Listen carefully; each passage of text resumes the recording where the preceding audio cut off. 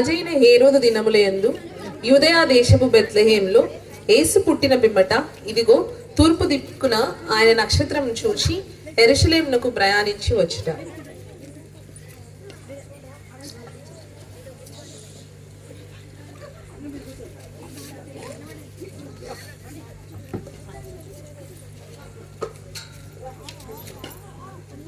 హేరోదు రాజు సింహాసనాసీనుడై ఉండుట, హేరోదు రాజు దర్శనార్థమై జ్ఞానులు వేంచేయుట. మీరు వచ్చిన పని ఏమిటి? మేము రాజు దర్శనార్థమై వచ్చి ఉన్నాము.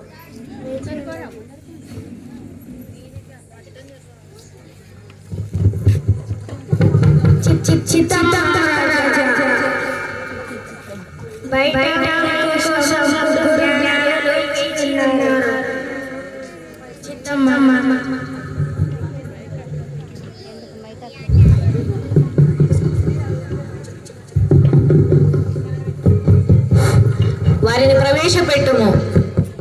చిత్తం మహారాజా.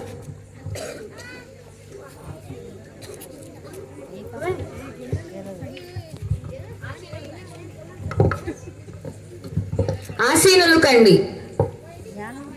మీరు వచ్చిన విశేషమేమి? మేము తూర్పు దిక్కున చుక్కను చూసి వచ్చినాము.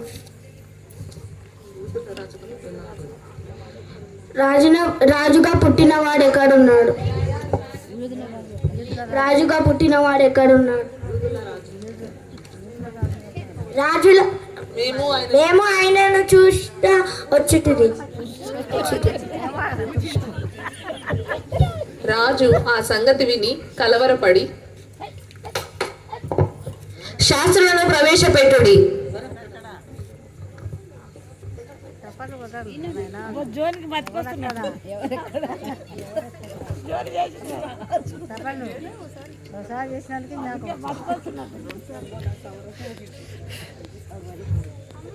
యూదుల రాజుగా పుట్టినవాడు ఎక్కడున్నాడు?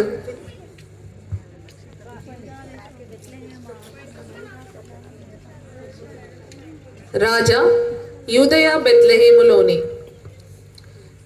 ఏలయనగా యూదయా దేశపు బెత్లెహేమ, నీవు యూదా ప్రధానులలో ఎంత మాత్రము అల్పమైన దానము కావు. ఇశ్రాయేలును నా ప్రజలను పరిపాలించే అధిపతి నీలో నుండి వచ్చినని ప్రవక్త ద్వారా వ్రాయబడి ఉన్నది. రాజు జ్ఞానులను చూసి, మీరు వెళ్ళి ఆ శిశువు విషయమై విచారించి తెలుసుకొనడి. నేనును వచ్చి పూజించెదను. నాకు వర్తమానము పంపుడి.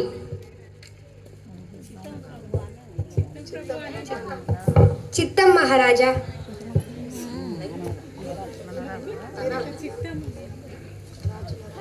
రాజు జ్ఞానులను పంపించిన తర్వాత మహా ఉగ్రుడై,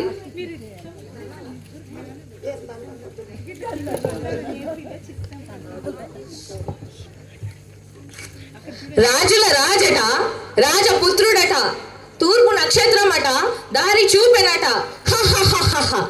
రాజుల రాజును నేనుండగా నా కుమారుగా వేరొకరు పుట్టడమేమి? అసంభవం.